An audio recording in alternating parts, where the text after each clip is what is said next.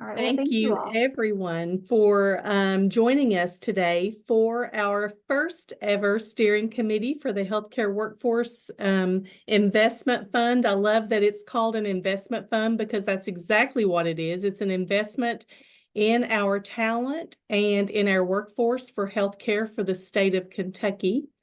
So I appreciate each of you being here. I appreciate the time investment that you are sharing with us and with Kentucky.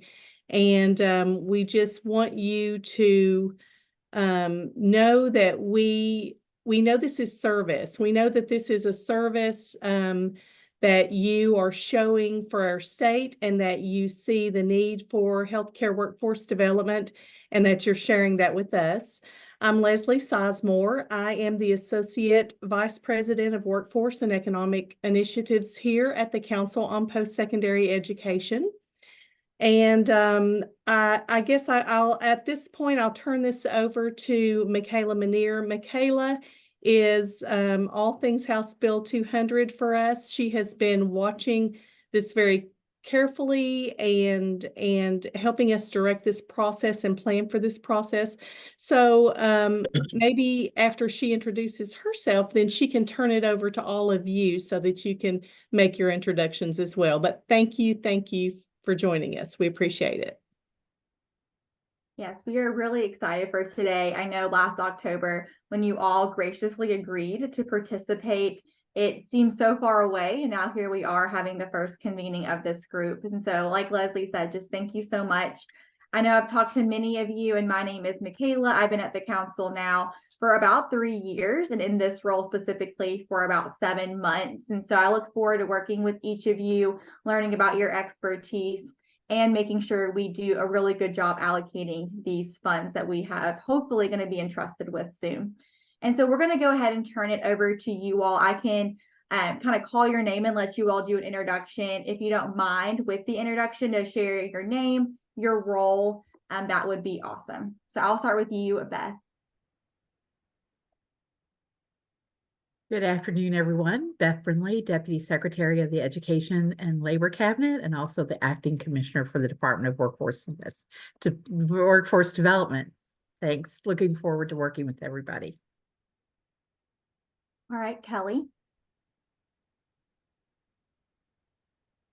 Hello, I'm Kelly Selvage with Kentucky Community and Technical College and their healthcare programs. All right, I'll do JP Ham next. I'm JP Ham. I'm the Associate Vice President of Workforce Development for the Kentucky Hospital Association. I'm just going in the order of my screen. So Mason, I'll call you next. Good afternoon, Mason Dyer, President of the Association of Independent Kentucky Colleges and Universities. All right, Mike. Yes, I'm Mike Muscarella, and I'm one of the executive directors here at Baptist Health in Paducah. Thank you, Amy.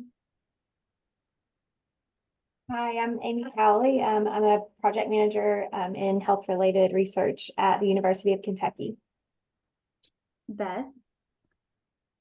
This is Beth Schaefer. So I'm Beth number 2, and I'm in the Department for Public Health, and I'm the Primary Care Office Director. What we do is healthcare shortage designations. So if you've heard of HPSAs, that's my office. All right, and before I have Travis introduce himself, Miss LaDonna Rogers, I'll let you close out these introductions. Okay. Excuse me. I'm LaDonna Rogers. I'm the Executive Vice President of Engagement and Culture at TJ Regional Health in Glasgow. And so I will say, since LaDonna just spoke, that Miss Rogers is actually going to serve as the chair of this committee. So next time she will be guiding our agenda in a much more active state. Since today is more onboarding and introductions, we wanted to let her also participate in this learning experience for everybody and get acclimated to the group. But we are excited as a CPE council member to have her chair this group. So thank you for agreeing to do so. And then Travis, I will let you introduce yourself. Thanks, Michaela. I'm Travis Powell. I'm Vice President and General Counsel at CPE. And you all will be hearing from Travis again very shortly. Really quick, we're just going to provide an overview of the purpose of House Bill 200 again in this fund. I'll share a slide and then turn it over to Travis, and he's going to do a more in-depth review of the regulations that are guiding us through this work. And then if you've already attended any of our webinars or reviewed the implementation plan, you may have already heard some of the things that we are sharing today, but we appreciate if you have any questions or any comments, feel free at any point to stop us or put that in the chat. And so really quick, let me share my screen.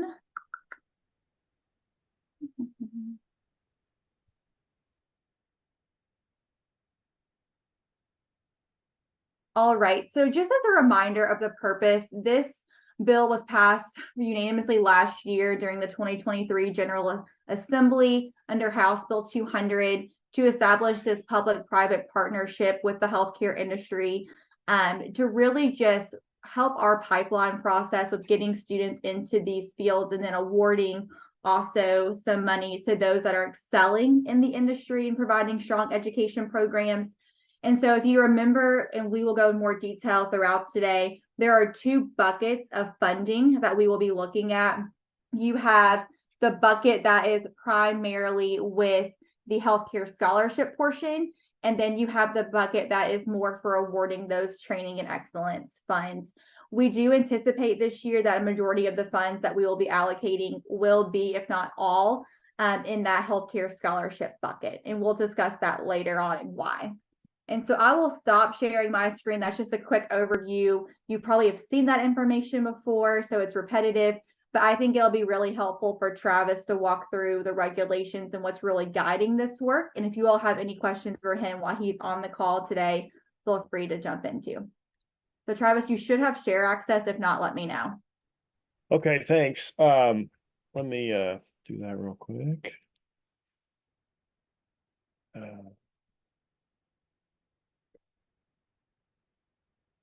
Okay. So I'll start by saying, House Bill 200 is codified here in Chapter 1, KRS Chapter 164 in these sections here. And I won't open these, but I will just draw your attention to the fact that, that this is our authorization to promulgate administrative regulations here in KRS 164-0402. And then the rest of the statutes outline what is required for the program. And then, as you all probably know, and most of you all connected to government before, will be familiar with, regulations sort of give us the broad authority, tell us the direction of the statute, and allow the executive branch agencies to dictate in more detail how the programs are going to work through administrative regulation. And so we have these big, broad umbrellas that we operate under statute. I'll just open the healthcare scholarship one here to start with. It talks about that 65% that Michaela mentioned. And note that that's an at least number. That's something for you all to think about too when the allocations do come, and we hope to get those. I know Leslie's going to do a legislative update for you. But it's at least 65%, so it could be more. And depending on the nature of the situation, you may actually want to allocate more to the scholarship program for reasons that we all can discuss later. But again, these are the statutes that we operate under. It talks about the requirements for the partnership, the distribution of funds, what should be in the scholarship, that sort of thing. And then we take the opportunity, again, like I said before, to outline in regulation how these are going to play out. So I'll open up here the training scholarship program requirements. And, in the first section here, you'll see the definitions. Most of the definitions are already in statute. So you just refer to the statute. So when you're reading the regulation, you can know where to go to find what that definition is. So first, I'll take the opportunity here to talk about the steering committee and the group that you all are sitting on, and I really do appreciate your work on this, an agreement to participate, because when I was drafting this regulation, was trying to figure out exactly how to effectuate these requirements and how we were going to dictate in a regulation how decisions were going to be made when there are so many different credentials that could be awarded scholarships to per the definition. As you all know, it is extremely broad, which is great. I mean, it gives us a great a level of coverage, but we're going to need some way to figure out how to narrow that down and really focus in on the credentials that we want to provide scholarships for, because, you know, we've already seen a lot of industry support for this program, some, you know, sort of soft commitments of folks that are interested. We're probably not going to be able to fund everything that everybody wants, and there'll be some very good proposals that won't be unable to be funded. So how do we make those decisions on what we want to prioritize? And the best that I could come up with was creating a steering committee like you all. So I essentially, in the regulation, punted some of these finer decision points to this group of people that know way more about these items than any of us here at CPE would. Get the industry experts in here to make some decisions. And so anyway, that's why we created the steering committee, to help look through this stuff and sort of help prioritize and evaluate proposals. The sponsor of the bill, Representative Fleming, liked that idea so much, he actually codified it in his bill to create a similar program for the aerospace programs in the state. That's a bill that's been filed currently in the session, and it's going through the process. So he liked the idea. So anyway, I appreciate you all being involved in this.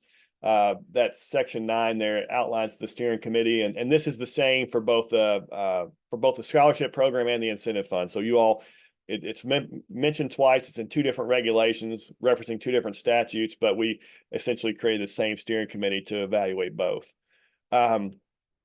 So, I mean, this is pretty simple and straightforward. And I know, and Michaela will go through some of this in the implementation plan, but I think it's important to know kind of where it comes from.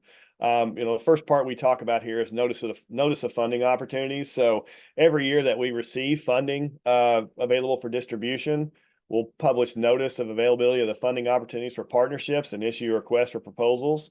And in basically any RFP that you would see for contracts or anything else, these are sort of, you know, we want to be clear as to what we're requiring in that solicitation, what we need in order to evaluate the proposals. But these are simple items. You know, the funding period in the notice, the date when we need proposals, how much is available for matching, proposal evaluation criteria and the weight of those criteria, and how to submit a proposal, and the date and the targeted date for making awards. While we don't have to hold hard to that date for making awards, we want to kind of give folks an idea of when we expect to make awards, so they can start for planning purposes of how they're going to, if they do receive awards, when they'll be able to market it and recruit students based on the receipt of those funding. To be eligible, we wanted to make sure that the partners and the programs, healthcare programs being the post-secondary institutions or any entity offering those programs, and the healthcare partners, meaning, you know, healthcare industry partners, the certified, the contact information, that they meet the definition of eligible entity. And this was very important here, that completion of the program meets the eligibility requirements for certification or license in Kentucky to actually be licensed in the professions that these programs are provided in. We wanted to make sure that for anybody that's submitting a proposal, that it was clear that upon completion of the program that they would actually be able to be licensed to practice in the state in whatever profession that in Kentucky, in whatever profession that was. It was very important. Didn't want to obviously give scholarships to students that they couldn't take those credentials out into the workforce. The total budget for the program, a narrative of how the contribution match will be used to award the scholarships. We thought it was important to include a plan for student recruitment, scholarship award, and selection process for scholarships. I think this goes beyond simply providing, or we would like to see something beyond just simply providing scholarships to folks that are already in the program. We want to increase the number of individuals that are in the pipeline. So rather than just, again, supplanting funds that are already provided, I mean, I know some of that will happen, and we want to support the students, particularly those that are maybe having to take out debt in order to complete, that are already there, use these scholarships to help those students. But we also want to get more students into the pipeline. That's kind of the point of the legislation. We want to make sure that those institutions have the wraparound services for those students too, to help them get through to graduation. So we want the description of that as well. And then, obviously, as you know, these scholarships will follow students through their into the workforce because there's a service requirement for the scholarships. So how are they going to be supported once they transition into the workforce in order to, again, retain those students and so they can meet their service and now employees so they can meet their service requirements. References to the priorities in the statute. Just as a point of reference here, it would be easier if we could repeat what's in the statute in the regulation, so you wouldn't have to go back and forth. We're not doing that to make your life hard. That's regulation drafting requirements. They don't actually let you repeat information that's in the statute. You have to reference the statute. If you're wondering why that's in there and you'd like to know what that means, unfortunately, it'd be nice if they'd include a link to that. And maybe that's something we can suggest to the reg compilers at some point. But that's why we do that. And then the amount of the contribution certified by the chief financial officer. We want to make sure that we get that match requirement in and make sure that that's there, because we won't actually get that money until the proposal is approved. This just briefly talks about the evaluation process, that they'll be ranked and the proposal will be ranked and based on whether they meet on how well they meet the criteria that's required. Once the proposals are ranked, they consider the distribution of funds to avoid a concentration in a small number of partnerships for determining the final amounts awarded and the number of awards to be made. We put that in there because we wanted to, basically have the opportunity to reduce the amount of request for an institution or a partnership. In case we get good proposals, if we have let's say we have $5 million and one really good proposal for $5 million, but we also have 3 or 4 other more, we want to be able to have the ability to negotiate a reduction in that amount so that we can make the money go a little further and go to some maybe different programs, different types of programs, that sort of thing, certainly different providers. We wanted to make sure we had that flexibility. So that's what that provision is in there for. And then once the awards are made and finalized, we'll notify the points of contact and move to the next phase of the process, which is the award and entering into a partnership contract. And once the contract is finalized, and obviously at some point we will have a draft contract that's created, something that's standard that we will be able to use that will incorporate the requirements of the statute and the regulation as needed, plus any other standard terms and conditions that are in state contracts to be included. So we'll have that template of that ready. And at some point, I know this group we'll be able to look at those. And then once the contract's finalized, we'll disperse the funds. Pretty simple. And then after award is made, we wanted to make sure that it was clear that there's ongoing responsibilities once the contract is entered into. We're going to make sure that they provide us information about the training, scholarship application, and process for solicitation. So it's not enough just to tell us in the proposal what they're going to do. We need to make sure that they're actually doing it. Want to encourage that they fill out the FAFSA, obviously, to make sure they can get all the financial aid that they're entitled to. Make these scholarships go further. Obviously, we don't want a commitment for all the funding for any of these students through this scholarship. If they could receive Pell Grant dollars to help them out, that could make the dollars go further to other scholarship potential recipients. So we want to make sure they fill out the FAFSA. I want to establish some deadline. Want to make sure they establish deadlines and award the scholarships, and then meet any reporting requirements of the contract. And we'll get your feedback. I mentioned looking at the contracts earlier. We'll get your feedback on these contracts as we go through the process of what kind of things do you want to know from providers and institutions once they receive the contract, ongoing reporting requirements, things that you think will help you to make decisions moving forward into the future as you make future awards to partnerships, help prioritize funding for different professions, that sort of thing. So kind of get your wheels turning a little bit about what else you might want to get from those institutions and the workforce providers. The other regulation, and I'll go through this one a little more quickly because it essentially works in the same manner. This is for incentive funds. Again, this does not necessarily require a partnership, although we do need to receive, in order to provide incentive fundings the way the statute is reading, it reads right now, we have to get a match. So someone will have to give money for incentives before we were able to match the state funds with the private funds in order to make awards for incentives. And we have told, we've talked to the sponsor about this. I think we kind of need to see how it goes this first year, and hopefully, when we get some funds, to see what the interest is of the industry in making some contributions for this purpose. It's obviously less attractive than the scholarship because there's a clear ROI, for the workforce partners in that program. This would be nice if we could get some money for incentives, but we still do need to receive a match from a donor before we can issue any funds for incentives. Donors can be specific on, as long as it's for any of the healthcare programs that are identified in the statute. If they want to incentivize one of those or a few or more of those, they can be specific. And the regulation allows us to address that if we get any of those. But we will need a match before we can provide any incentive funding. So, but if we do receive a match, we are able to provide funds for this purpose. We'll do something much similar to what we did for what we're planning to do for the training scholarships, is to issue a request for proposals, naming the program, certifying that that the program offers an eligible completion of the program will allow the graduates to be licensed in Kentucky to practice.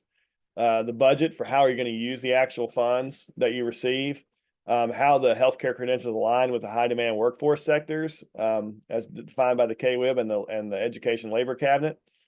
If not aligned, healthcare programs shall provide other verifiable proof of workforce demand. So if they don't meet those high demand areas, it's up on them to tell us how they do meet demand.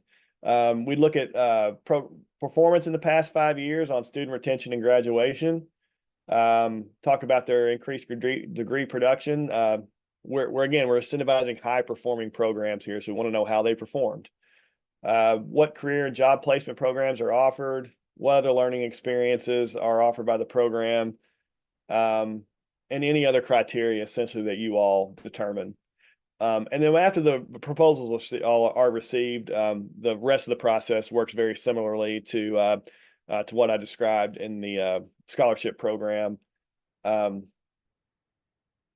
we do the evaluation process, and they'll be ranked. We may adjust the amounts depending on how many proposals we receive.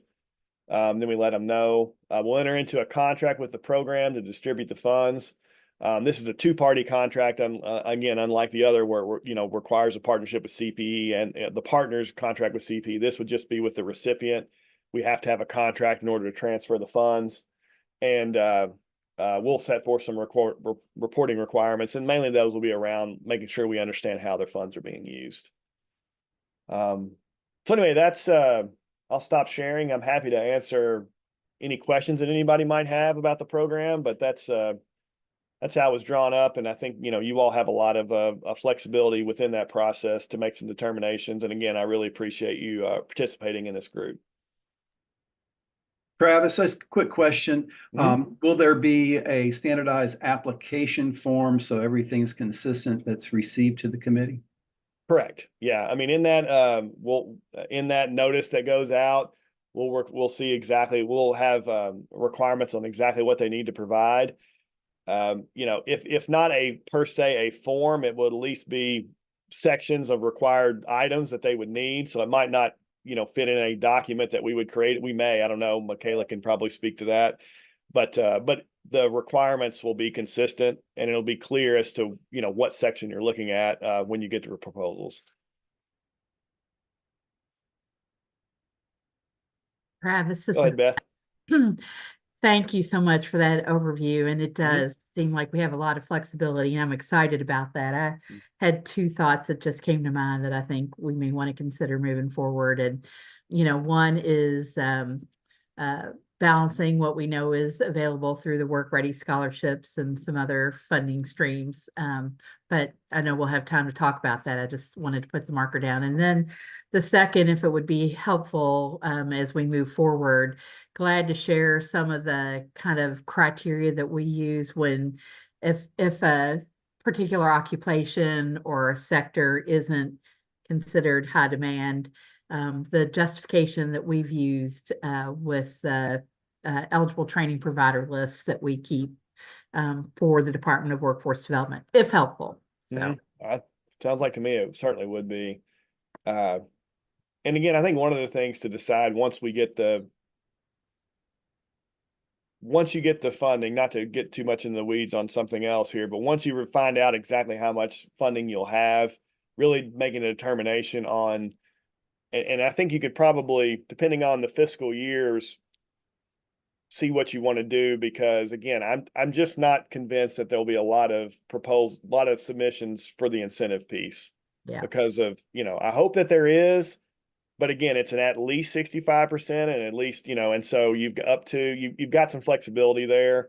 And so you may want to adjust, based on what you think you might get, putting out some feelers to see what the interest is. I don't want to leave anybody out if they are willing to do this, because I think it's really important. But I think when we've gauged interest, it's been mostly, or 100% really, and Leslie can speak to otherwise if this is not correct, but it's been designated for the scholarships. That's what most folks have in mind. Yeah. Thank you for that. Mm-hmm.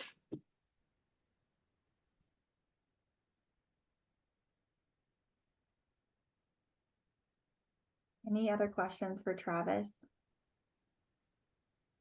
Travis knows all things, so we appreciate him coming today and walking us through. I learn something new every single time he shares, even though he's gone through it with me several times. So thank you so much, Travis, for being here and answering these questions today.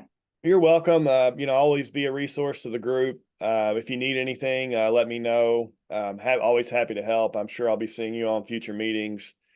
But thanks a lot. I'm going to hop off here, but thanks for having me. Well, thank you. You laid the foundation for this, so we appreciate it. Have a good you're one. welcome. Thanks. All right. So I always know whenever Travis talks, I listen, because he, like I said, always teaches me new things. So if there's ever a question that me or Leslie can't answer, we will always connect with Travis to get that answer for the group. So thank you all so much for listening to the regulations. I'm going to kind of reiterate not too much of what Travis said, but just walk you through a really brief overview now of the implementation plan. I know some of you have come to me, you've given feedback, and you've already reviewed it.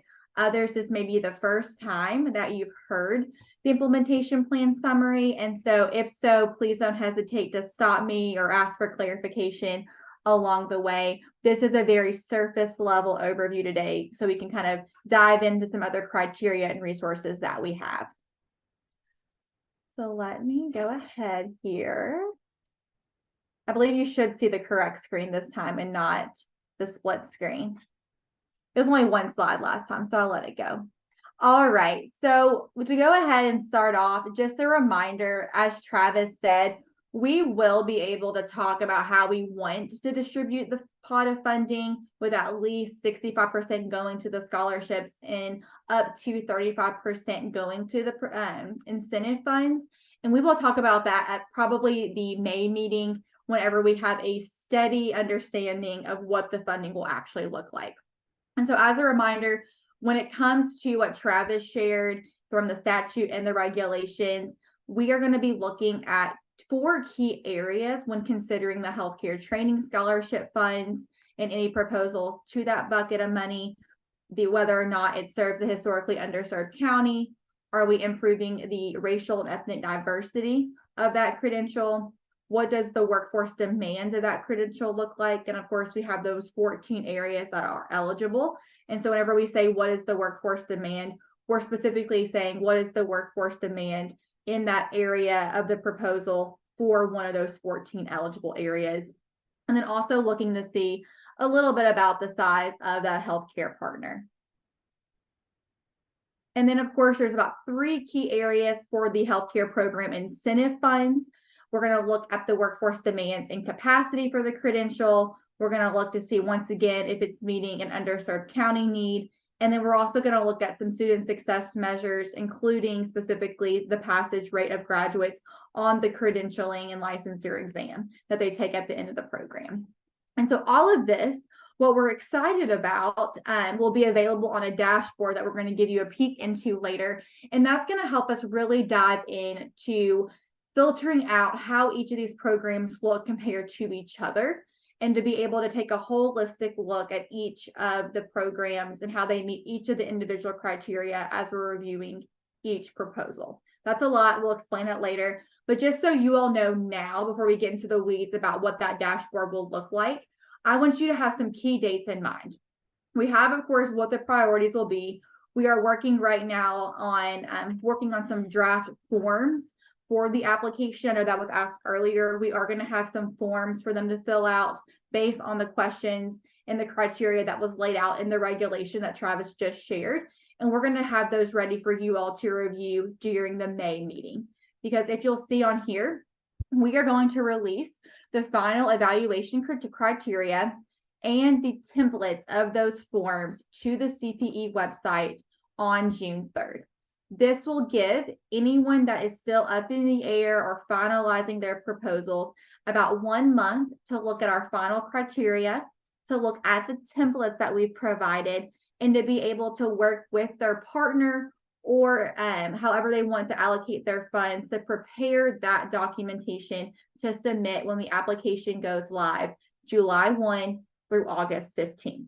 So this summer, what you'll notice is that we are going to be using our July meeting to really ramp up and prep for the application review that will then take place in August. And we can talk more about that later today. So we're going to walk through the evaluation criteria in more detail shortly. I just want to have this up since you kind of can start grasping where we stand on what that criteria will actually look at. And you'll notice here later on the agenda and based on this chart, the criteria, we can have one additional piece of criteria set by the steering committee. You all may elect to do so. You may elect to not do so. And then we'll talk later about the potential point allocation changes. So of course, we're going to release the templates and all the award information on June 3rd. Applications will be accepted July 1 through August 15th. Then we are going to give the steering committee, I believe I outlined in the implementation plan, around a 3-week period for us to convene and meet as a group and review the applications. You will then provide your recommendations on that ranking scale, like Travis said, to CPE. And then Leslie, myself, Travis, and some other CPE team members possibly will meet that final week of the review period. And then award notices will go out September 13th based on the final decisions. Travis shared we'll have a draft contract for you all to review well in advance before we even go through this review process. And we'll keep you posted about those needs. And then we will, of course, as he said already, not to repeat him too much, there will be a reporting requirement for anyone that is announced as a selected entity on September 13th. They will still have to update us on November 15th and then on June 1 with a progress report. I know that's a quick turnaround from the September to the November, but that's really just to update us on what process they're using to distribute the funds. And then by June, we'll have a better idea for what maybe the impact was and other progress metrics as well. So here, you might want to screenshot this. This is on our website. It's in the implementation plan. This is really the schedule that we just walked through at a really high level. And I'll stop sharing here in a minute to answer any questions. I'm sure there may be some. But you will see we've already had that implementation webinar back in January. We had over 100 people participate. And of course, it is also available for reviewing on our website. So we were really excited to still see such a ramped up interest in this work. We're meeting today for our first meeting. There's not going to be a ton of work to do on your all's end between now and May. If anything, we're just going to maybe keep in touch about some of that scoring criteria finalization that will go public in June. But then we will also in April hopefully have a final update, or we will have a final update, I should say, on what the funding will look like to then guide our May meeting. And then you'll see the rest of it outlined there below for what this summer will look like. And then, of course, you all know how to find the CPE website, but if you ever want a quick link, we do have a QR code we're offering. If you ever want to keep a screenshot of it, or if you want to ever just save the link onto your computer or bookmarking it, this is a quick and easy way to access it as well. That way, if you get questions about the work we're doing, or if you want to quickly find any of the resources that I may send you over email, traditionally, we also, those big items like the implementation plan will all be on the website here at this QR code. Okay, I'm going to stop sharing my screen for a second, because those are just some big key points. And that's a lot of information we've dumped on you all in 35 minutes between me and Travis now. Any questions on the implementation plan itself? And no question is silly, because like we are all doing this together for the first time. Okay. All right, there may not be any. If you think of any, let me know. We want your feedback throughout this process. Yes, Mike. Yes, you had alluded to, you know, a saved repository of all of our documents. And I think you may have sent a link out to that, or will we have one? That is a good question. So not yet, I have not, and that's a good suggestion. So right now, what you all probably accidentally received was a SharePoint link that I did not know I connected to the Outlook invitation. I meant that just to be a normal attachment. I can make a shared folder for you all to keep all of our meeting notes in, so that way you all have access to it. And we'll publish, of course, the meeting minutes to our live website as well, since we are mandated to, of course, and want to keep the public updated. But I can keep your all's working documents as well on a shared drive. If you all prefer Teams, Google Drive, whatever that may be, maybe just let me know. We can decide today. I know Teams is a good platform for Baptist. Google is, you know, heavy firewall for that for us. But, you know, I like that idea of having one place where we can go and get a hold of the documents. Because I like looking at the statutes and regulations to be able to say, oh, I can go back to the source and read through more in depth. Absolutely. Would Teams work well for everybody if you could just create a guest account for your seat? I know some of you will be really easy if you're in state government. For others, I know it's a little trickier whenever you have a guest account to switch back and forth to in Teams. But if that's okay with everybody, I will actually create that this afternoon and upload all of this information up there for you all as well. Thank you. No, that's a great suggestion, Mike. Thank you. So on the criteria, one of the things was the DEI information. So given all the stuff that's in the news, how do we feel like that's going to play out? That's a great point. Actually, Mason had just sent me a text about that, and I was anticipating having to discuss that a little bit. I think that we will continue with the very broad definition of what diversity means to us at the Council on Post-Secondary Education. So it is not only race.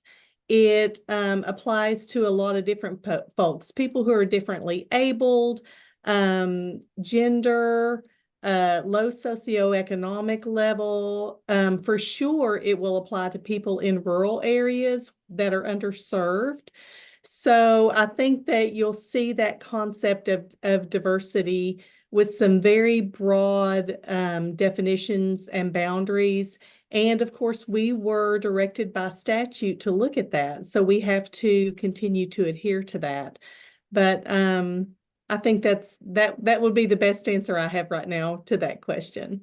Trust me, as a human resources person at heart, DEI goes a lot deeper for me than a very broad, than a very simplified answer. Yes. Good question. And if we hear anything different, we will keep you all posted. That is a wonderful question. Yeah, we don't know. We discussed that earlier a little bit before the meeting too. And so as we receive answers and legislative updates, we will pass that along as we can. Any other questions? Well, we still are going strong. So if you think of anything, let us know. But we are going to switch gears just for a second. And so to set the stage, we have a couple of guests with us because we actually are. It's not that we're wanting to. We're going to stay transparent with the public and, of course, you all. And we are going to have a public-facing dashboard. We utilize Tableau dashboards a lot here at the council. You may have used our dashboards before with enrollment and graduation metrics. And we are creating one that is specifically pulling together all of the criteria that we have been mandated to consider whenever we are reviewing these proposals into one dashboard. That is a lot of data, and it is still a work in progress, and we want to make sure it is perfect before we publicly launch the whole thing. And so we are so thankful for our data and advanced analytics team. And I'm going to turn it over to them in a second to give you just a little teaser of what this is going to look like. The main purpose, though, is going to be for us as a group to look at these proposals, to be able to use all the different filters to get a comprehensive look at how each of these programs are meeting the criteria that has been set forth in front of us. The second is for as proposals are being developed before they're submitted or during the process, our eligible entities will be able to actually use this with their partner to look and review what their application may look like already in advance. So they can look and see what their enrollment statistics look like, what maybe the demand looks like in that area, and have a heads up on how they're meeting the scoring criteria. And hopefully they can use it with what they already know internally compared to what we have pulled from other sources. So we're excited for this dashboard. What we can talk about today as well is if there's any criteria you as a steering committee want to add based on your industry experience, we can talk with our data team to see how feasible that would, of course, be to add, if necessary, to the dashboard before we make it public facing. So that this is all to set the stage, since today we're really gearing in on what that criteria may be. That way, before we go into June 3rd, into our May meeting, we can have all of that laid out. Sound good? So I'm going to turn it over. We have two dear colleagues of ours, Adam Blevins and Blake Nance. They are both senior associates in our data team. And I'm going to turn it over to them to just kind of give you that teaser that we promised about this Tableau dashboard. Thank you all for being here. Hi, everybody. As Michaela said, my name is Blake. So as she mentioned, this dashboard is in its infancy, but we wanted to kind of give you a demo of what it can be. As she mentioned, this is a lot of data, and we're currently going through the steps with us and KY Stats to make sure that the data that we provide you all is accurate, but it is a lot of data. So we're still kind of working through making sure that data is correct, that we have everything that you all will need. And I will kind of talk through what we've got going so far. And, you know, as you all start this process and kind of year over year, we can make this dashboard better for you all. But I wanted to show you kind of what I've made so far as a demo. Okay. Awesome. So this will be public facing for you all to access anytime. I am planning on having a landing page that when you click on, you'll be able to see kind of an introduction and then kind of a brief description of what all these dashboards are. And then so when you click onto this, we've broken this up between student success and workforce.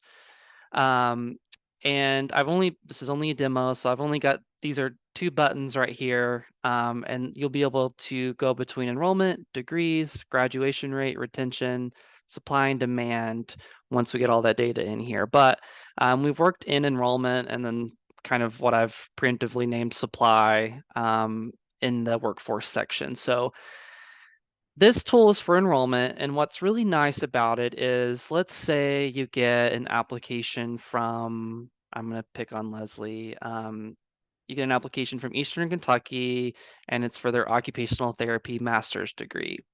So I have instructions here. You'll select the institution, Eastern Kentucky University, and then here, this only shows the programs at that specific institution. So this is all of the programs in the list that Michaela sent me that Eastern has for you all to look at within this funding. So you can look down here and then occupational therapy, and I've added the degree levels so you can see that this is specifically the master's degree. So when you click on that, it brings up a 4-year enrollment trend. So we've got total enrollment here, and this will give you like an idea of, hey, occupational therapies, their enrollment's going down. Here's their URM enrollment.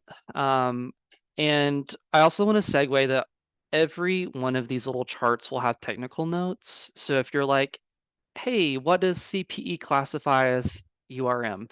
There will be a note on this when it's finished that you can hover over it, and it will say that we follow the national guidelines that URM is Black students, Latino or Hispanic, Asian Pacific Islander, basically anything but white, Asian, and then non-resident students. So you can see the URM enrollment, and then I have it broken out here by enrollment by race. And we kept it to Asian, Black, Latino, and white.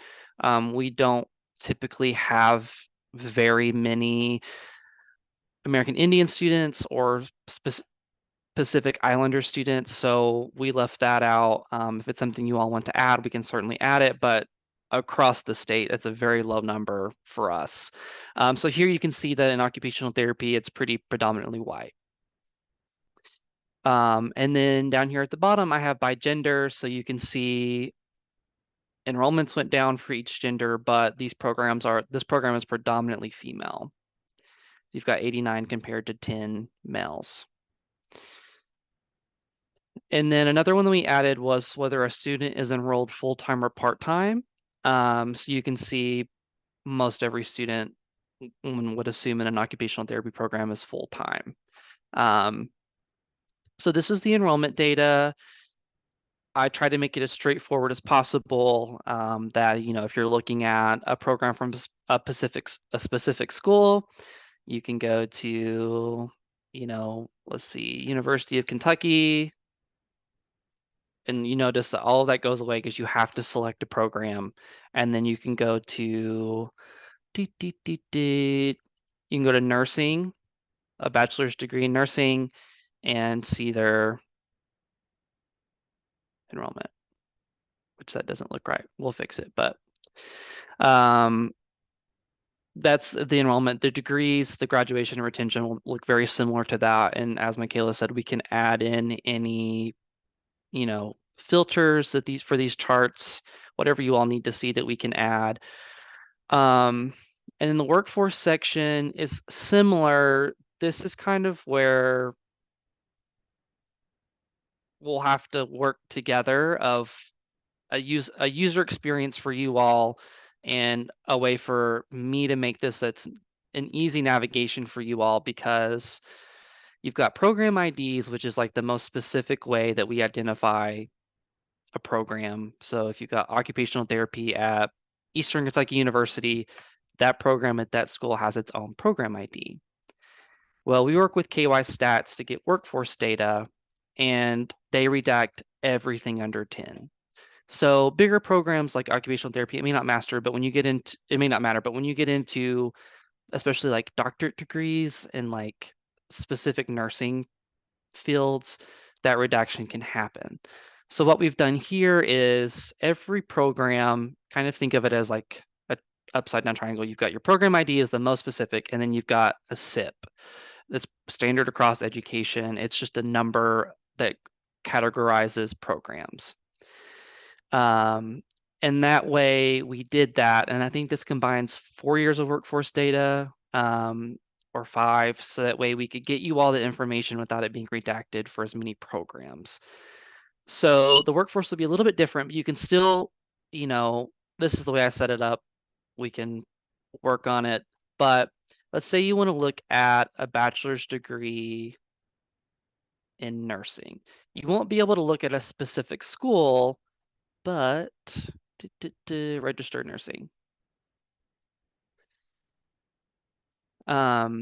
And we have this broken out by region, and we use the area development districts. That's something pretty standard that we use as CPE, and it gives you a good regionality to all of these numbers, since we can't break it out by school. So here, and I'll include a map on this website somehow so that you all can look at the ads and see which counties as a reference are included in these. So if you're looking at a bachelor's degree in nursing, you can see the number of completers, so people that earn degrees. And again, these will have technical notes, so you're not having to guess on what this stuff means. And that way, if you're talking about it to people, you can hit the little it'll be like a little eye and know exactly what this means. So this is completers not enrolled. So this is people that didn't enroll a year after they finished their program. So they didn't continue on their educational journey because KY Stats they use that for median wages and average wages because they're more stopping at that point at least a year after. And then you can see the number that are employed. And then down here we have average wage by SIP and then median wage by SIP for each area development district. For a bachelor's degree in nursing, we will add a statewide metric to this. The workforce data just requires a little bit more back and forth because we have to go through KY Stats and there's a lot more limitations of what we can and can't use. But this will give you a good idea of a state demand. We are hoping to put this into a map that just requires a little bit more leg room or a little bit more work on the back end to get a map for you all to click through and see these numbers by the development districts. But yeah, this is the basics. This will be very clickable. I want it to be as easy as possible for you all. We're going to figure out a way for these SIPs that you can see, what program IDs go into these SIPs. So it's very easy for you all to figure out. But this is a good, just a model of what we've started working on and we're continuing to improve and we'll keep working on as you all go through this process and learn what works and what doesn't.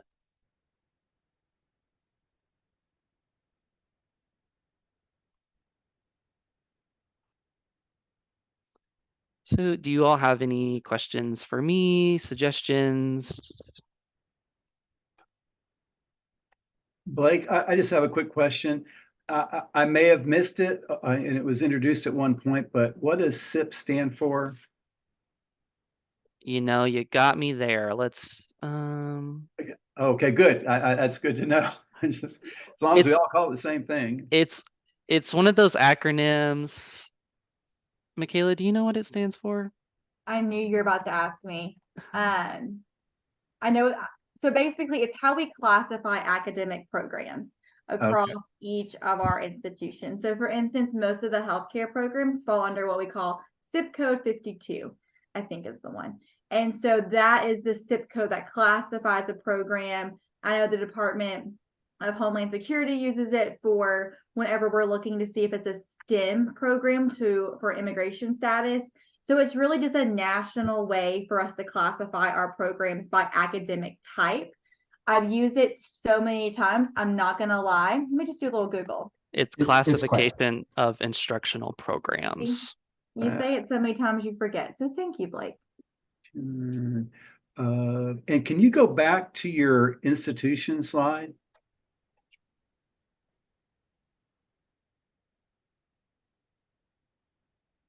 In the dashboard, the institutions? Yes. Yeah, let me share this again. I'm just real curious, and Leslie and I are really good friends, and I love occupational therapy. And I just want you to go to Eastern Occupational Therapy Doctoral Program, because I think they're transitioning, aren't they, Leslie? So we should see increase, right? Yes. Yeah.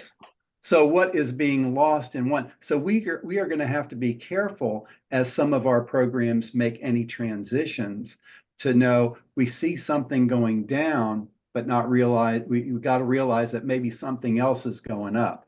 But that's cool. I really like seeing that. Thank you. And yeah, and maybe we're talking about like maybe a 2.0 version of this once we get like the basic out for you all, but since we are rolling up the workforce data by area development district, we're hoping to also do that for the education data as well. So that we can add that regionality aspect to it.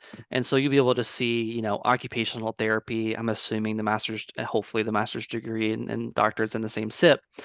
So then you can see, as a state and region, as a region, if occupational therapy as a whole is going up or down. So that'll help add that context, especially if schools are kind of going between in this case, a master's and a doctorate.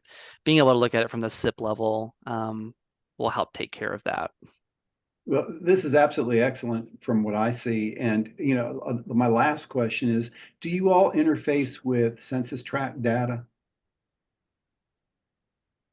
We do,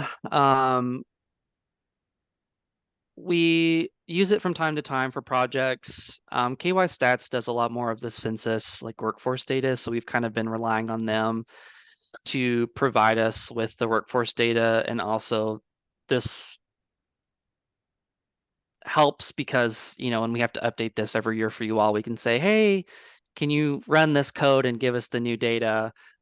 So we don't do a whole lot of pulling for that ourselves, but we can. I think Adam's worked with it more than I have. I have a higher ed background, so the workforce stuff kind of is a little left field for me. Yeah, and I will say to that, as far as the census stuff we have, you know, we typically work with the ACS estimates, but what KY Stats is able to provide that ACS estimates really doesn't necessarily cover is more concrete numbers. They actually have a way of tracking students kind of through that post-secondary into career and workforce, so they have a more clear and readily available through line, whereas we just be estimating the proportions and things like that from ACS. Yeah, KY Stats kind of connects the post-secondary to workforce pipeline for us. So we rely on them a lot for the workforce stuff because they also have our data. So if we need to connect, you know, the workforce to complete, like the completers to the median wages, they're the ones that can do that for us. Yeah, and I know that may have been a lot. Like I said, this will have technical notes for every single thing on here. My goal is for you not to look at anything on this dashboard and be confused on what it means. And so that way, when you're making decisions or talking about it with the group, hopefully everybody's on the same page about what these metrics mean. And like I said, we're working on it. It is a ton of data, so we're just making sure that it's all right. And this is dynamic. So as you all get into this process of making decisions and you're like, hey, this would be really helpful to see, we can always add it as we go through this process. Ethan, did you have a question? I do have a question, although it may be more for Leslie and Michaela than for you. But first, Blake, this is absolutely fantastic. I'm a big fan of CPE's data work and look forward to being able to dig into this. And I'm really glad that all my members participate in the data collection so that our schools show up there. But that brings me to my next question. If I remember, the statute and the regs are fairly expansive in terms of who can apply for these partnerships and these opportunities beyond just the publics and the IQ institutions that you have in your data system. So Leslie, Michaela, what does that mean for those other institutions or entities that don't provide data to CPE? So I will answer that. Adam has been wonderful help, and he's been reaching out for the private for-profit institutions like Galen, Frontier. So we're already on top of it. Getting that, we've asked for that data from them. I think most of them have provided everything that we've asked for.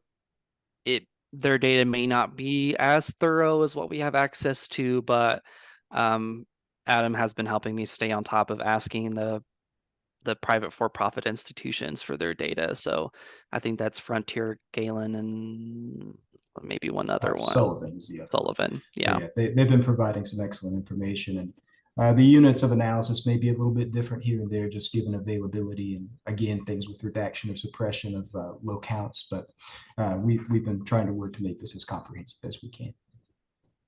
I would add that there are a few areas that we don't have the ability to reflect on as of yet. One is like emergency medical services, because some of those trainings can actually be done in fire departments and things like that. So at that very early certification level for some of those, we don't have access to information about those. Yeah, and I mentioned earlier that redaction's kind of an issue, but for some of these programs, I think that I'm trying to include the completers and the degrees, especially in the workforce, because if it's redacted, that kind of tells a story of within itself that means less than 10 people. So even though we may not have a median median wage, when you're looking at applications, hopefully, we'll have a note saying that the counts are under 10, and enrollment, hopefully that still kind of tells a story that the counts were under 10. So I'm hoping that as you all are making decisions, even the redacted data that we just can't get around, we'll be able to provide enough data that you all will still be able to make informed decisions on this. JP, do you have a question? Yeah, Blake, can you go back to that workforce and the RNs? Yeah. So how are we defining workforce here? Are the numbers seem low for employed. So how are we defining this? I will have to look at the notes from KY Stats. We kind of kept it standard to how they pull this information. I mean, is this the overall RN workforce or something that's just more recent? So this is combined of 4 years, I believe, of Okay. workforce data. So this will be the counts for 4 years of, and like I said, this will be very specific about that. I just So it have to looks get, like those are the completers who are currently employed within that 4-year period, not everybody within the field. Mhm. Yeah. And Okay. That's why I thought I missed a basic point that I just wanted to understand a little better. Yeah. So, and like I mentioned, the median wages and average wages, KY Stats uses this group, this completers not enrolled, because they're not continuing their education immediately. So this will give you a better idea of students that graduated with a bachelor's degree and then went and worked for a year, what their average wages and their median wages are. And it does not include those students that graduated with an RN and then immediately within a year enrolled in a graduate program of any kind, because they're not working. So we don't want to include them. They may not be working. and to provide a little more clarity on that, those are essentially 1 year out from their highest credential completed within this specified field. So it's 1 year out, adjusted to $2022 as well. Yeah. For those estimates for averages and median. But yeah, we'll get the technical notes because KY Stats, they are so smart that we just were like, hey, here's what we need. How do you all usually pull this? They pulled it for us, and I'll have to go back and be like, can we have the technical notes for this so that we're all on the same page? But this is the pretty standard way that they run all of this, and the ads were just the way that we could get this to where it wasn't a ton of redacted data for you all. I think what he sent us of all the programs and SIPs, I think about 16% are redacted, and that really only comes into play with like doctoral degrees and like really specialized fields. So you all will be able to see most of these programs and SIPs. Are these where it says like Barren River for the ad district? Is that where they got their degree or where they're living? Where they're from. Where they're from originally? Yeah.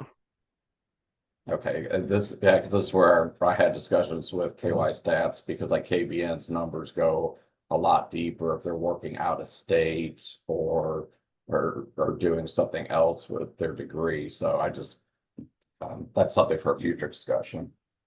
Yeah, where they're working at after they graduate is a lot more complicated of a discussion. If that's something you all ultimately need, we can add, but we kept it because all of the education enrollment data, if we do that to add, that will be by county of origin. And so we kept it at county of origin for this workforce stuff, just so you all can kind of see the pipeline when you're looking at education data. When you're looking at the student success data to the workforce data, there's some kind of pipeline there. Obviously, if they're working out of state, that becomes a lot more complicated of a conversation. We do have the ability to see some states like Ohio, I think. So that's something we could potentially add in the future. I was gonna, oh, Leslie, you go ahead. I think you were gonna say what I was. Were So we it's going to you. talk about House Bill We 766? sure were. So if House Bill 766 passes, we will have much, much, much more complete data that is provided by licensure boards. So right now, the Nursing Licensure Board has such rich data collection ability that many of the other licensed professionals don't have. And within that bill, we assisted with writing that statute. So CPE is listed as someone who will receive that information. So KY Stats will also receive that information, and the Cabinet for Health and Family Services. So that will give us all much more complete information related to data. House Bill 766 applies to all healthcare licensees. So if that passes, we'll be able to get a lot better data. Yeah, and Leslie's out here hustling every day. So the more that she gets you all access to, the more we can add to this. And like I mentioned, this is like an infant of a dashboard. It will look much prettier. It will have a lot more words and definitions and things on here once it's done. We just wanted to walk through of kind of the tool that you all will have to help make these decisions. And I want it to be as user friendly as possible for you all. And I'm assuming hopefully I'm invited back once this is done to kind of walk through it with you all once we've got it in a place that we think it's ready to go before that application opens up. And we can kind of walk through it with you all and get Leslie Michaela's help of, if you're get an application, here's all the things you can look at and kind of help fill out your rubric as you go. But yeah, thank you all. Once this is, like I said, in more draft form, I will likely send it out to you all to get some feedback as you all look at it, and then we'll keep working on it. But thank you all for having us today, and excited to work with you all. Thank you so much, Blake and Adam. I know I've been excited about this. It's been months and months of work. And so thank you all for helping us. And if we come up with anything else we want to add to it, don't worry, we'll let you know. But I'll go ahead and send you the May invite. You can expect one. Thank you, guys. Thank you all so much. We really appreciate our data team. They really they serve as the engine for what we do at CPE. So I appreciate them so much. Well, we too, just so you all know, as a steering committee, as soon as we get access to this final dashboard, even if it is before our next meeting in May, we will go ahead and give that to you all because it'll be public facing. And that way you all can go ahead and provide feedback as well before it really does open with the application period. And so we're going to go ahead though and move forward today because we need to figure out, is there anything else we need to add to this dashboard? So your all's feedback so far has been helpful. I've been taking notes. And I love the energy that you all are bringing because it makes it exciting, even in all the uncertainty right now with the funding. It's exciting to get to have these little things that we can add to our work to make it meaningful. And so that's why I really want to get your all's input on this next section. And so bear with me here. We're going to do the screen share again. All right. Can everyone see the screen? Beautiful. So the reason we wanted, like I said, Blake and Adam to really come and help us today is because we really wanted to set the stage for expectations of what the scoring criteria will be. Leslie and I were talking earlier, and we met with LaDonna as our chair just to talk about how we want this conversation to look. We understand we are throwing a lot of information your way. It's our first meeting as a group. And so we may say we're going to be pending based on a few certain things with the funding before we set the final criteria, or if we determine whether we're even going to add one or not. But based on the implementation plan, I'm going to walk you in more depth through what we're going to look at based on the statute and the regulation.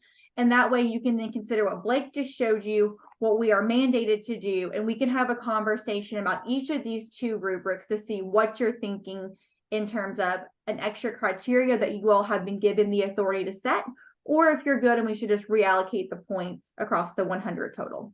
Does that sound good to everybody? I see some nods, so that's good. I know we're on Zoom, so it's a little harder to get feedback. So first of all, we're going to look at the training scholarships. I'm sorry that we keep emphasizing that a lot of the funding we expect will go into this pot. And that's just because of conversations we had, and it's naturally that more than 65%, or at least 65%, I should say, of the funds. So we're going to hopefully spend a majority of this conversation right here today, but we'll leave room for the evaluation of the incentive fund rubric too. So as we've discussed, we're going to look at the supply and demand of the credential. And because of how pertinent this is, and it could vary by region and area and by each of the different 14 eligible areas, we have so far awarded this 30 points.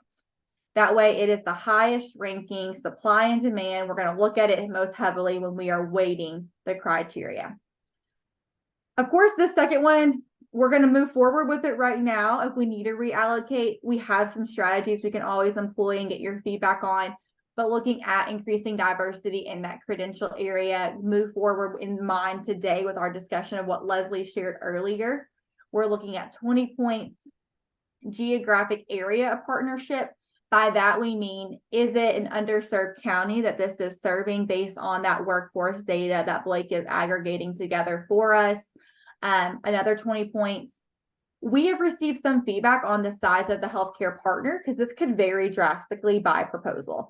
A lot of the proposals could have a smaller base for our healthcare entity. Others can be one where it's a larger group that they're partnering with. And so we only wanted to put around 10 points with this, and we can talk about why later if you have questions. It's not saying it's not as important. We just think that the others we want to give more weight to because of how pertinent it has been in our conversations with those key stakeholders that have expressed interest in this fund. And also what the regulations say, which are my North Star. I know Dr. Thompson said our North Star is at 60 by 30. Well, Travis's regulations are my North Star with this evaluation criteria.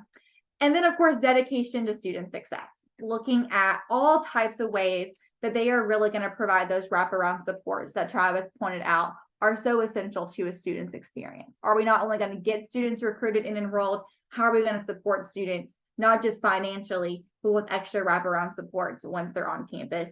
We put that for 10 points. So the question today is, you can take a moment to reflect. I can be quiet for a second.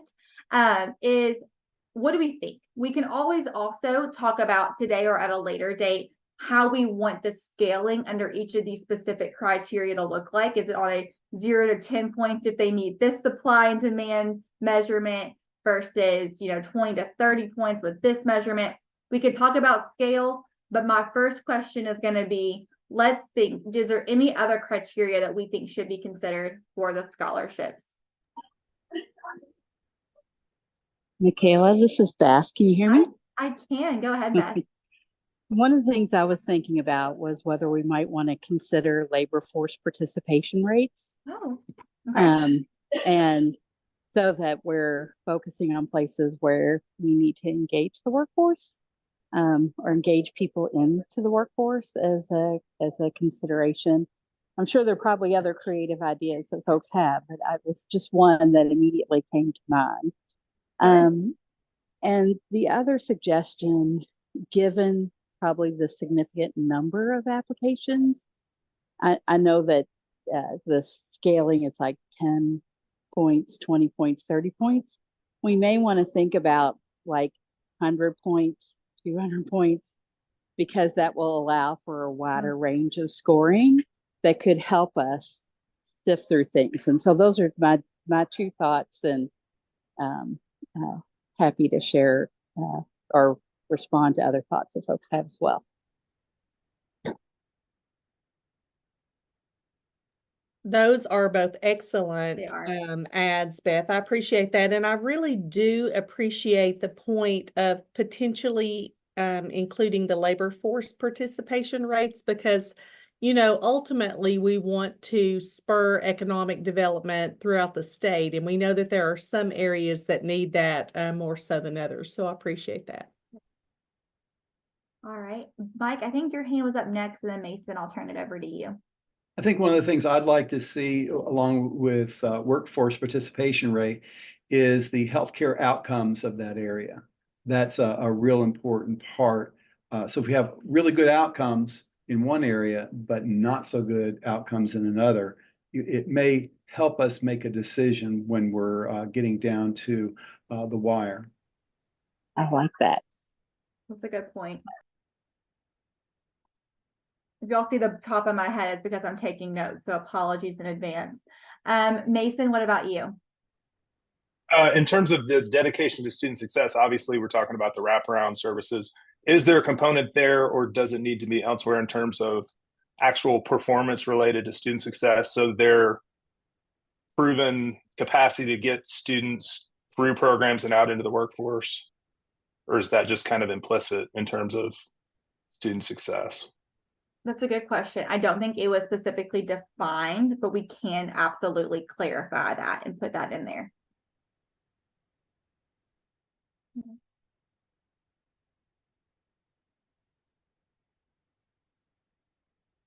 These are all really, really good. I'm taking lots of notes. And I'm going to also send this out to you if we don't come up with anything final today. If you all want more time to meditate on it too and look at all these different areas that everyone's brought up, I'm happy to also send out email and get individual feedback if needed. We have plenty of time. We don't even know about the funding yet. So this is all really, really helpful. Okay, this is LaDonna. I have a couple of thoughts. I served on a school board for 12 years. I'm thinking about the area in which I live, and we have a lot of different socioeconomic school districts in our area. We have one that particularly is a very high performing school district and seems to be, that's where all the accolades land. But then we have other counties that also feed into the same school, the same institutions of higher learning that are not high performers, but have they have needs. And so dedication to student success, they may not have the same opportunities that the high performing school had. But those kids need more opportunities that are not afforded to them. So I think about that, because they're in counties that don't have as many opportunities. Sure. That's something we talked a lot about whenever I worked in undergraduate admissions, is looking at the holistic picture of what each student is afforded the opportunity to, and not letting that prohibit them from a better opportunity, and how we're going to score them more equally based on their individual lived experience based on their school district. Right. Because if you're looking at Glasgow and Barron County, you have two really high performing school districts. But when you start looking at Monroe County and Adair County and Metcalfe County, you're looking at a whole different picture. Sure. That's a really great point. So one thing I think off the bat, what I'm hearing is, besides even just that last piece of criteria, is really fleshing out what we are considering for student success. What those different areas under there that we really want them reporting on, so we can have not just a broad definition, give more specifics to the applicants. Mason, did you have something else to add? I'm sorry, I cut you off. No, that's okay. But as a proud graduate of Barron County High School, I like to hear that, LaDonna. But also, yeah, no, I didn't mean that we're picking off that the best students are successful and have the highest graduation rates, but how successful are they in helping those underserved students already, with their Pell students, with their underserved students, the rural students, rather than somebody who may not be, well, that was the point I was trying to make. No, that's a good point. I wasn't picking on you, Mason. I'm a Barron County graduate too. I just happened to serve on the Glasgow School Board. But I think about those other counties that don't have those same opportunities.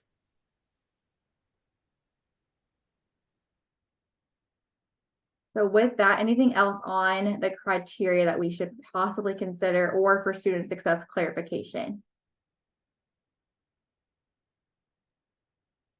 So how would you all feel about moving forward?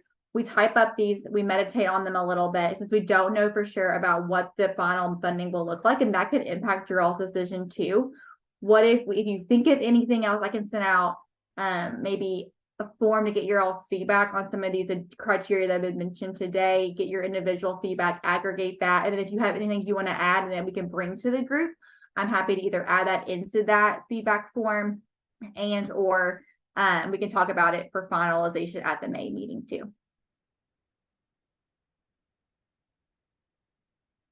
And that's not to jump ahead and force you all out of this conversation. I just know there's a lot of uncertainty still, and I think this is good to help spearhead the conversation, but also we're not trying to force you all to make decisions on your first meeting either.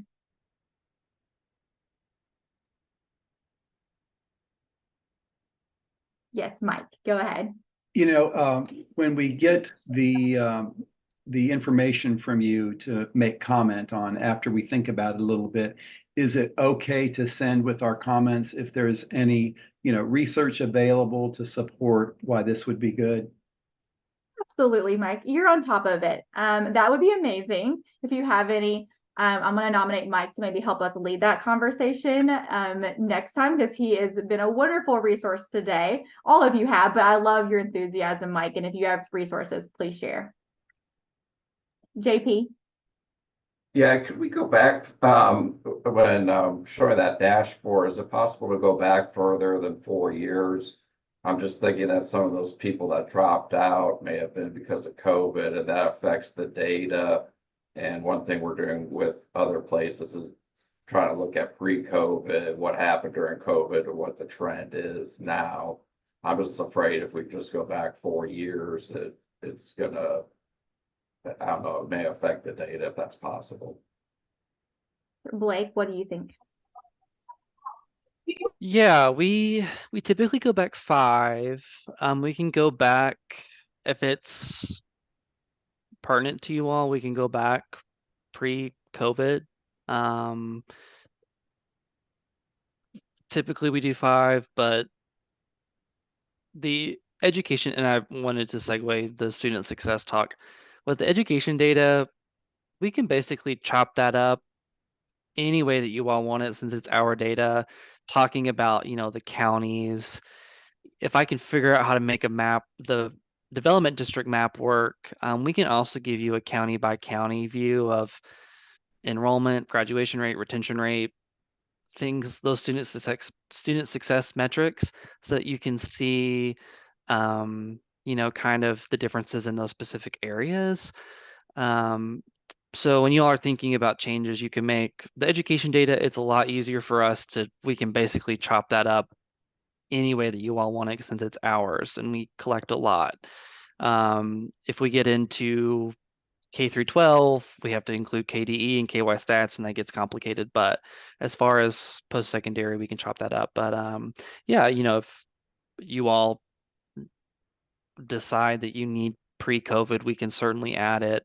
And then I'll just add a filter for years. So if you don't want to see 8 years, I don't know how long COVID was ago, but 4 or 5, 6. If you want to see the last 3 years or just the pandemic years, I'll add an academic year filter for you all to see those specific years, so you're not overwhelmed by the number of years. But that'll be easy. And like I said, I just wanted to preface that any of the student success stuff, feel free to ask if we've got it, because we collect a lot on the post-secondary side, and we can chop that up about however you all need it to be chopped up. So yeah. The only thing I would say on going back further is so much has changed since pre-COVID that trying to compare pre-COVID numbers to what is even attainable moving forward, given K through 12 deficits of, the student academic deficit coming into these healthcare education programs, I'm not sure. And faculty turnover in healthcare programs across, I just don't know that the comparison is there to go back that far. And I will say to that, from our, and it, you can get into the program by program stats, which would take someone forever, but from our end, enrollment and degrees from post-secondary are pretty much back to where they were before the pandemic. So our institutions are kind of back to that recovery point as far as overall enrollment, overall degrees. We've kind of caught back up to where we were during the pandemic and before. Enrollment, but there's a significant need for faculty across these healthcare programs that did not exist to the extent that it does now pre-COVID. And the amount of support that students need in programs is much higher now than it was pre-COVID. Yeah, and Your- Leslie, and Your points, Dr. Selvage, are well taken. I guess since I got the HR background, I'm thinking more of the general workforce type of thing. But I think you're absolutely correct with the education piece of it. and Leslie, Michaela, I'm dreading saying this, but iPads does collect faculty data. So if that's something that we want to look at, iPads does collect some faculty data. Now you've done it, Blake. I know. I knew we were gonna like it. I started sweating as I said it, but iPads does collect faculty data and staff data. So if we want to look at that, I don't know how specific we can get. I know we can do by institution and maybe SIP, but that's something we can look at as well.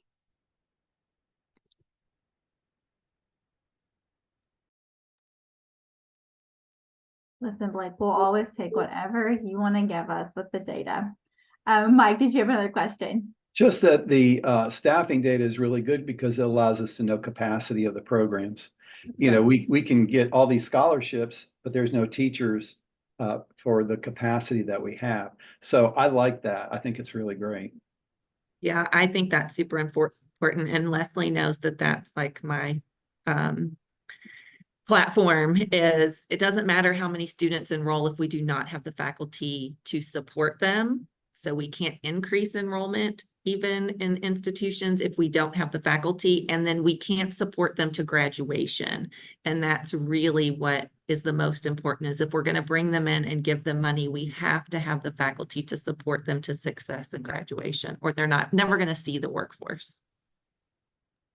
I will add one of the things that Michaela and I have been really digging out with Jobs EQ is to understand the difference between the awards gap and the occupational gap. And so, you know, it looks, if you're looking at the numbers, it looks like we are producing enough people to fill a lot of these jobs if we looked at Kentucky as an island. But because we can't do that, we're looking at more of an occupation gap because people are leaving the profession, people are leaving the state, that kind of thing. That's where a lot of our deficiencies are coming from. So if you look at it all as a big bucket, we're putting enough water in the bucket to fill it up, but we've got a hole in our bucket. And so we're losing a lot of folks in that manner. So we have to decide, you know, can we assist our industries to really retain people and keep people in the state? Or is it just that we almost have to award more degrees than we need to be able to have enough to actually fill those jobs? So it's a very complicated question. It's a very complicated thought process, but I think this will definitely help us to have those discussions and to be able to maybe address some of those needs. I wish there would be a really nice, big old fat federal government grant that would come out and actually give us the money that we need to pay the people the amounts that they need to be faculty members. That's what I wish, but that's so far not been in my inbox. That's something too. So we can keep this conversation going. I do not want to cut anyone off whatsoever. We'll eventually get to the second rubric, which I'm not as worried about today.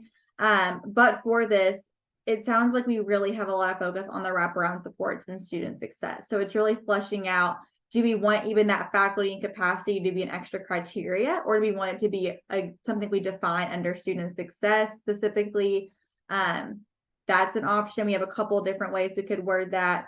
So what I recommend, and someone please jump in if they want to handle it differently, especially you, LaDonna, as our chair, and Leslie, is go ahead, take these notes, send it out for us to really spend some time thinking on, because you all have provided some wonderful feedback too.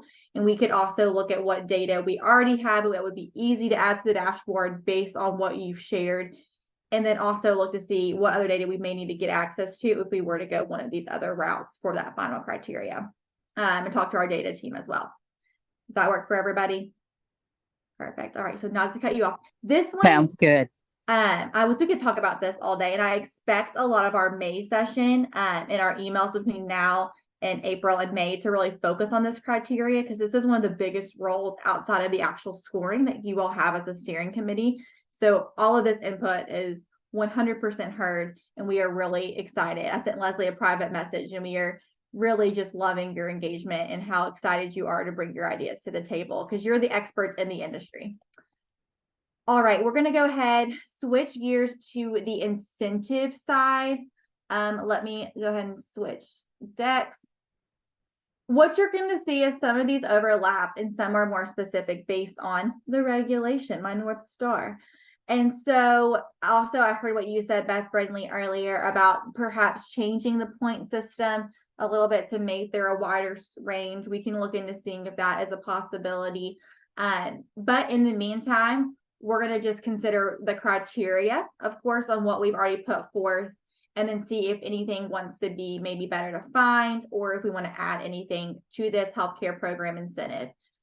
This is one, and this is not us trying to be negative at all. We are just really not sure what funding will be allocated to this pool yet. So that's a conversation we can have at a later date based on the final funding we are awarded or appropriated in April. So you'll see, once again, same thing, supply and demand, the geographic area of the partnership. This is partnership serving an underserved county area. Dedication to student success, which of course we've already determined we need to flesh that out a little bit. What specifically are we wanting to know about the wraparound supports and student success? We're going to look at the percent increase in student completion of the program, but also not just the completion. We're going to look at the passage rate of the credentialing examination at the end. So that's also a really key part of this healthcare program incentive. I'll give you a second to think, and if anyone has any feedback on maybe an additional piece of criteria, or if you're content with this criteria, we can have that conversation too.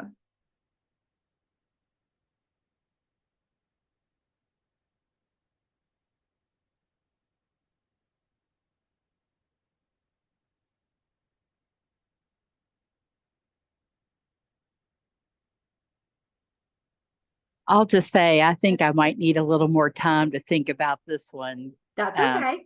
Yeah. What about the matching?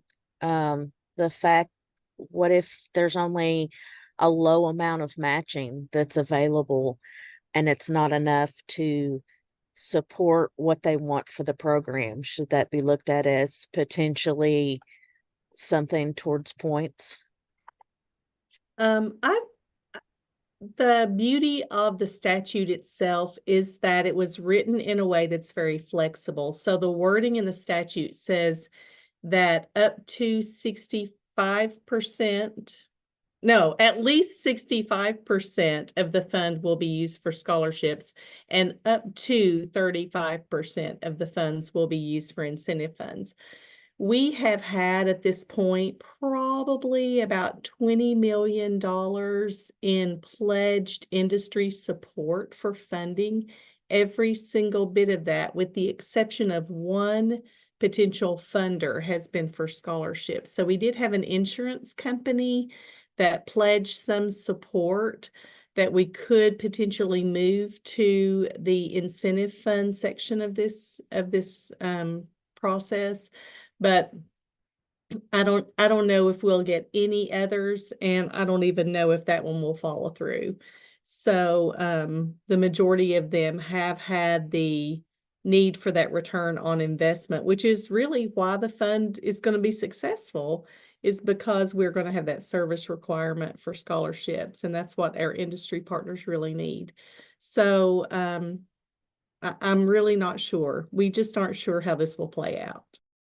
I would say too, on top of that, one thing I've been asked is, well, how are we going to know what we're even in the plot for? Like, what are we going to even know about the funding opportunities and all of that, and whether or not there will be money and what that money will look like in this fund, we will know by the date the application opens, and hopefully by June 3rd as well. That's whenever we're putting out the notice to say, hey, we are going to have this funding opportunity. This is our call for proposals that will open in July. This is how much money we have appropriated. This is how we are going to delegate the funds. We as this committee also need to decide, are we going to have a set number of a set size scholarship or pool that we're going to award to so many applicants, or are we going to leave it up to playing the matching game once we get the proposals in? That's something we'll need to talk about too. But as far as how much will be in each pot, I anticipate, and Leslie, please correct me if I'm wrong, we will know by the end and by the time we publish this on the website. So they'll know what they're applying for upfront, if anything. Does that answer your question, Beth? It probably doesn't. Yeah, because if they know it's not viable, they're not going to apply for the grant. Correct. So, and I know I don't do well in ambiguity of not knowing, and I hate saying I don't know. And so the reality is we don't know yet with this funding. And so hopefully we will have a lot of that clarified here in the upcoming month and a half. Great question. That's been the favorite question I've gotten from any individual meeting I've had as well. And I'm just the heartbreaker of saying I don't know. So on this one, anyone have any other feedback, or are you all like Beth and just want to table it for now and maybe discuss more over the next couple of meetings? That's perfect. Well, y'all have been awesome. And so the last thing is, I'm not going to go over this in detail. Let me stop sharing my screen because we're kind of to the end of the slide deck that has any information on it. We are going to also, before the next meeting, probably here by middle of April, I'm going to send out a list to you all of anything that we have either been approached by an organization or an affinity group that wants to come be an advisor to the group, or if you have anyone you think would be great to bring in to be an advisor to the group, we are going to allot, put this in the implementation plan, and meetings going forward, a few of those to come to the table at each meeting for a quick 5-minute presentation, 5-minute Q&A, just to help advise the group. That was something we were tasked to do in the regulations as well, was to have advisors to the group. We have a few that have expressed interest so far, and we may start with them, but we want to get your all's input first. So leading up to the meeting, in addition to the shared files I'm going to be sending you, I'm going to try not to blow up your email too much, as well as maybe some information about the criteria we've talked about today. You can also expect some information, and we want your input on who you would like to invite to the table for the May meeting, and then again to the July meeting. Those will be really short presentations. It could be based on the feedback we've had so far of what are those high priority areas, what areas are we less familiar with as a group based on us as a collective group and our expertise, what gaps should we fill in the conversation. And so we will then invite them about a month out to be able to come to the table, get their response, and fit them into the agenda that we will work on with Ms. Rogers before we move forward. So be expecting that as well. And if you have anyone that you think would be a good representation for industry, feel free to send them our contact information. All right, Leslie, they're done hearing me talk. Thank God. They're probably over it. So thank you all for your patience today. I'm going to turn it over to Leslie for just a very quick legislative update before we close out. So let's just talk about the elephant in the room, right? The fund is only the fund if there's funds in it. So as I said, we have been so pleased to have so much industry support for this. And we've really tallied about 20 million in interest for industry support for the scholarships primarily. And so we're really excited about that. We had originally made a legislative ask of 25 million. When the budgets came out, the House budget had 7 million the first year and 3 million the second year. When the Senate budget came out, it had 1 million the first year and 1 million the second year. So we anticipate that this is currently being discussed in conference committee. And, of course, we don't know, what the answer will be, what the completed fund will be. But just as soon as that comes out, Michaela will email you all to let you know what is in the final budget for the Healthcare Workforce Investment Fund. So we would appreciate any influence that you have with people who are on the budget committees, and would appreciate any influence that you could wield to really put some funding toward this initiative. This initiative is a beautiful piece of legislation. It is being watched by many states. We've had a lot of contact from other states who are interested in doing the same thing. And we've had a lot of news releases and things like that about it. So we just want to make sure that we can show Kentucky in as positive a light as possible for this. Any questions related to that? Or thoughts? Okay. Thank you. And Michaela, I'll turn it over to you to wrap us up.